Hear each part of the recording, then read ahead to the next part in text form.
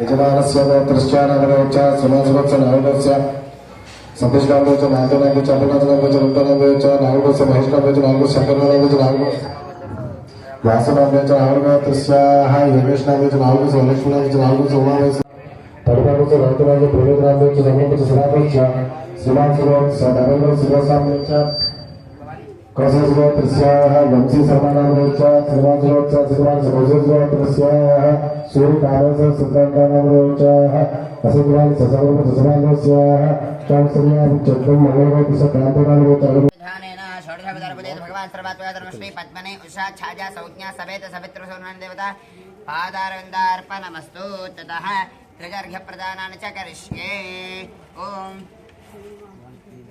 ఈ రోజైతే నేను విజయనగరంలోని కొత్త అగ్రహారంలో 2వ వీధికి అయితే వచ్చేసానండి. ఇక్కడైతే లక్ష్మీదేవి, సరస్వతీదేవి, లలితాదేవితో కలిపినటువంటి ఇక్కడ విగ్రహాలను అయితే ప్రతిష్ఠించడం జరిగింది. నవరాత్రుల సందర్భంగా ఇప్పుడైతే మనకి 11 రోజులు కూడా ఇక్కడ ఘనంగా అయితే పూజలు అయితే నిర్వహిస్తారండి. ఆ సందర్భంగా ఇక్కడైతే పంతులు గారిని అడిగి ఇక్కడ ఉన్నటువంటి అంటే వీళ్ళు ఏ విధంగా పూజలు నిర్వహిస్తారు, ఎప్పటి నుంచి నిర్వహిస్తున్నారు అనే విషయాలు అయితే అడిగి తెలుసుకుందాం. చెప్పండి అండి, ఇక్కడ పూజలు ఎన్ని సంవత్సరాల నుంచి నిర్వహిస్తున్నారు? జై కాళీ, జై జై కాళీ. ఇక్కడ గత 3 సంవత్సరాల నుంచి కూడా శరన్నవరాత్రి మహోత్సవాలు చేస్తున్నామమ్మా.